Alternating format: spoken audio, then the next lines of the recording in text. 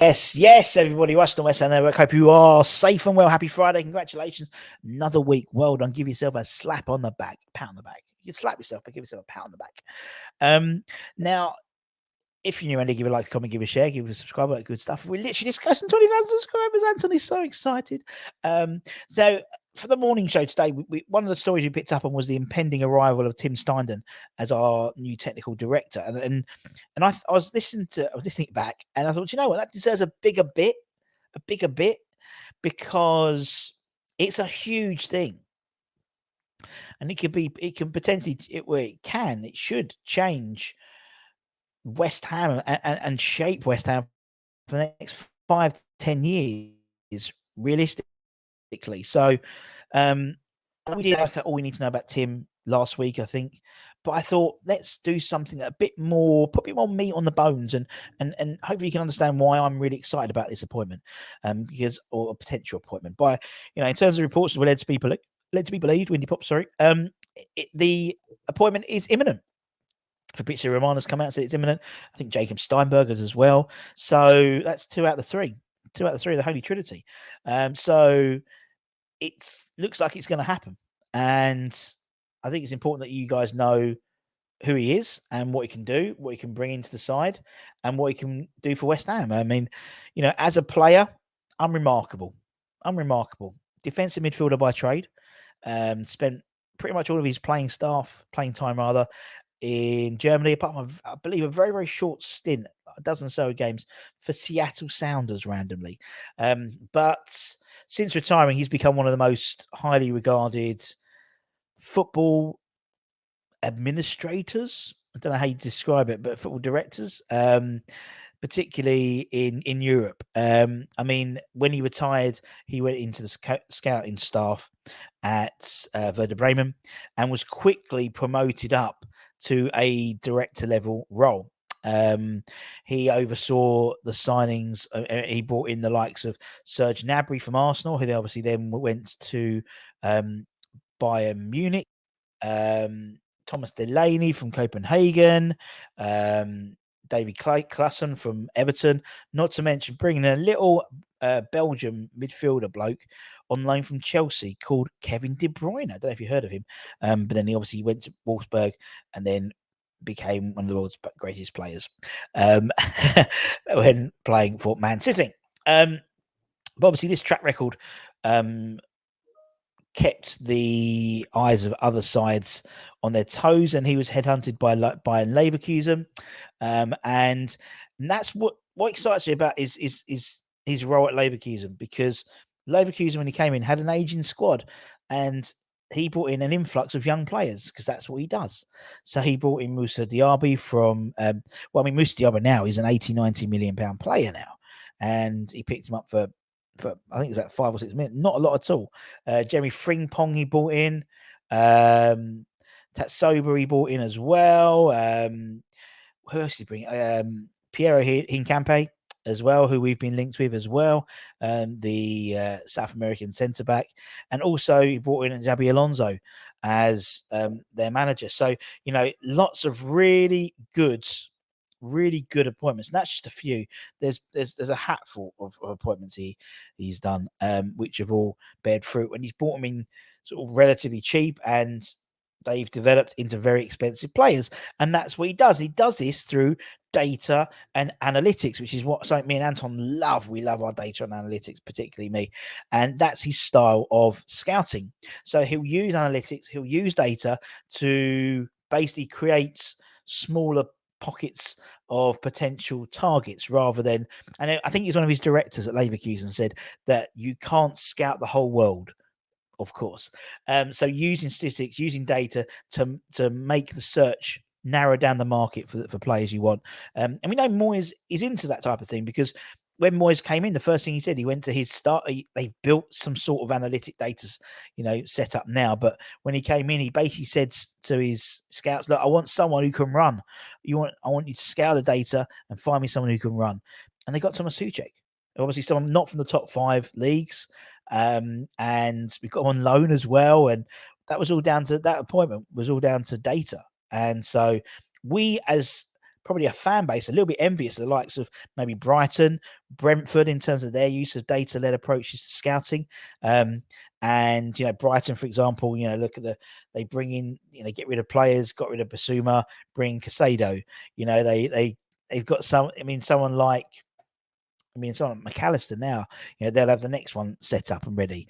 Same as Brentford. It's not only it's not only there. It's almost like you assume they've got this year's scouts, scouting missions ready, but they've got next year's as well.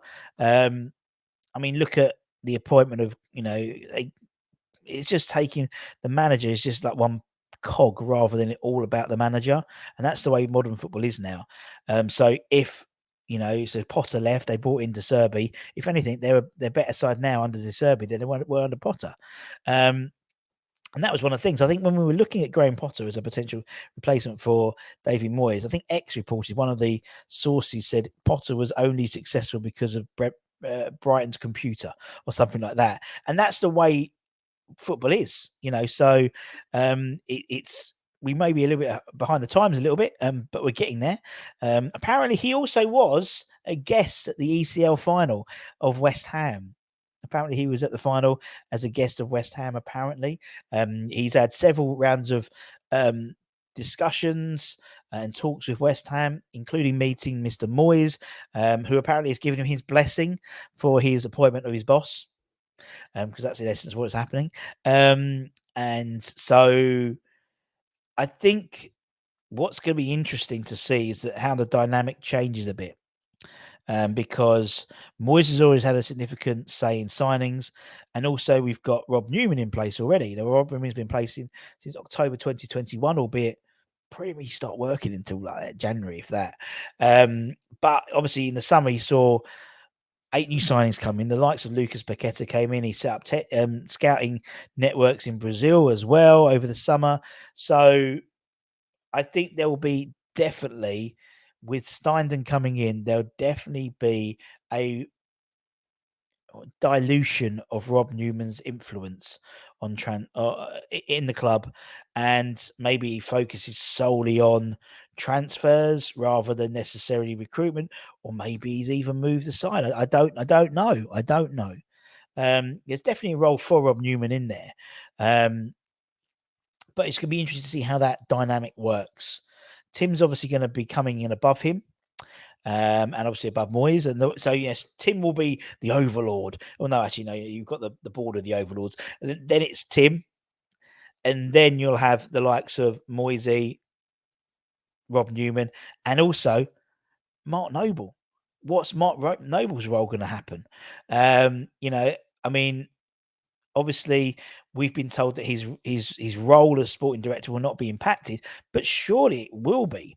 For me, he's the eyes and ears on the ground at West Ham. We've had interviews with Mark Phillips, the under-18 coach, Mark Robson, the 23 manager, or 23 lead coach, who he's called now, and they talk about how integral Mark is at the academy. It's called the Mark Noble Arena, isn't it? It's a Chadwell Heath, and he was there every day. He sometimes puts his boots on and does training sessions. Knows all the players, talks about all the players, talks to the players. He has a hell of an influence on that academy side. Anyone who's been to any of the games, whether it was at Arsenal, Man City games for the playoff and the final of the FA Youth Cup, or the semis at London Stadium, knows us front and centre in terms of the players came out. And we know the influence he has. We know the influence he has on Declan Rice, but we know the influence he has on the likes of, a Casey or Ollie Scholes or George Earthy or Mbama. They all know Mark Noble. For all of them, he's been there since they've been in the academy. And so I think his role will change. I know I say it won't be impacted, but it will be impacted because now he's reporting to, he's not reporting to the board, he's reporting to Tim Steidten, well, he will be when he signs, hopefully. So for me, that's going to be really interesting. And for me, I think Mark's role, actually, if it was just as that academy pathway director, or something like that, that's a really critical role. And actually, all your effort going into that that should bear fruit. We know the pathway. We know he wants to put his pathway in place to get players into the first team. We know there's a hell of an under 18 side. There's some really good under 23s. I think next year you'll see a lot more from Divin, and I think you'll see a lot more from Freddie Potts into them in terms of the first team. So I think that's the role he makes. So it's almost So it's just slightly changing the characteristics of the role. So anyway, we'll see. I think we know this summer is a significant summer for West Ham. We know probably when Tim comes in, his first job is going to be getting Declan Rice's replacement or replacements, plural, hopefully. That's the forefront of what he's going to be doing. But there's a lot more areas that need to be developed. I can see a lot of the likes of Scott Macker could be moving on. Antonio, we've got an aging squad as well, which needs some addressing for sure. And regardless of whether Moyes is the manager beyond next summer, with someone like Tim in place, that process can carry on happening, regardless of whether Moyes is in place or not, because that it's the conveyor belt, and the manager comes in as almost like that cog in the system, rather than all about the manager. It used to be all about the manager, but the modern day game has changed now. It's all about the director of football, really, or the technical director, and it sort of filters down. And having the likes of Mark Noble under your arm, very useful. And obviously, Noble will learn from Tim as well, and then eventually maybe Nose takes over from Tim. Who knows? But I think there's a huge amount. I think we're going to see, with the appointment of Tim, I think that will coincide with maybe Rice leaving, that being all finalised possibly. And so there's going to be a swell of activity in the background, and there'll have to be. He's got to hit the ground running. When Rob Newman came in, he came in October. You couldn't sign anyone until January. So, it was like but as a technical director, you can work from the top down or from the bottom up. And I think that's what we need to do. But anyway, let me know what you think. Are you excited about Tim's appointment or potential appointment? It could all go tits up. It could all go tits up, but it is seeming that it's very imminent. So we'll wait and see. But anyway, if you enjoyed that, let me know. Something a little bit different. And take care, stay safe, stay warm. See you at Hammers Heads Lions later on. Much love. Bye-bye.